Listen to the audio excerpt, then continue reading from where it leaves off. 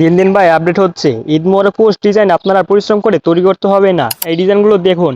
Design ভাই যে দেখতে অবাক হয়ে যাবে, হা করে তাকিয়ে থাকবে।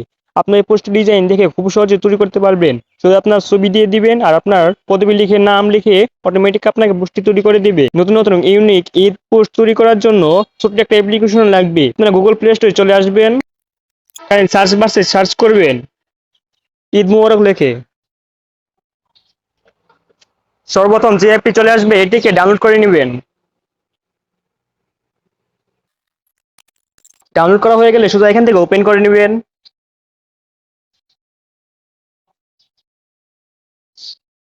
এখান থেকে পারমিশন চাবে, এই পারমিশন গুলো এলাও করবেন।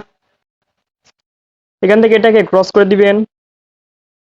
এখান থেকে পারমিশন দিয়ে দিবেন আবারও। দেখতে পাচ্ছেন এখানে কিন্তু অনেক রকমের পোস্ট রয়েছে। সময় একটু নেট খারাপ, সেজন্য কিন্তু নিচে এগুলো দেখতে পাচ্ছি না। একটু পরে চলে আসবে। দেখতে পাচ্ছেন এগুলো কিন্তু আপনারা কিভাবে তৈরি করবেন সেটা কিন্তু আজকে এই ভিডিওতে দেখিয়ে দেবো।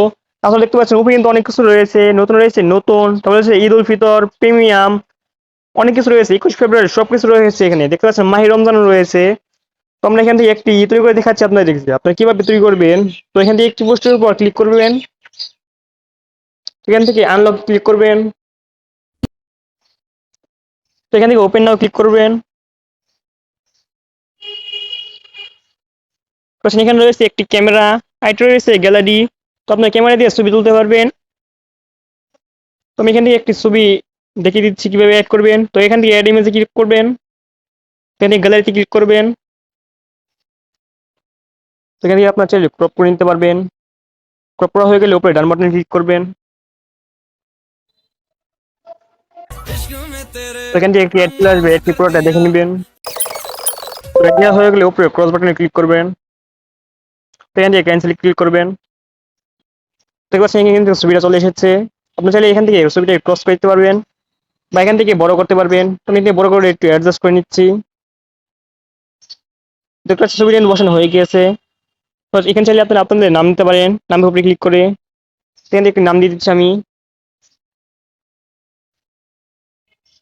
তো নিচে দেখতে পাচ্ছি আপনার নাম, আপনার পদবি, ঠিকানা লিখতে বলছেন।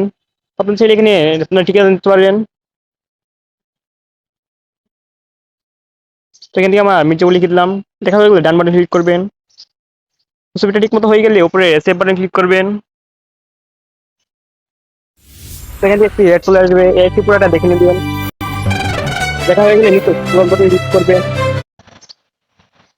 দেখতে পাচ্ছেন ছবিটা কিন্তু সেভ হয়ে গিয়েছে। তো দেখা যায় আপনার কি আমি আমার গ্যালারিতে যে সেভ হয়েছে কিনা। তো দেখতে পাচ্ছেন এই ছবিটা কিন্তু আমার গ্যালারিতে সেভ হয়ে গিয়েছে। তো আমি এখান থেকে কিন্তু চাইলে কাউকে শেয়ার করতে পারবো। তো এইভাবে কিন্তু আপনারা খুব সহজে এরকম একটি পোস্ট তৈরি করতে পারবেন খুব সহজেই।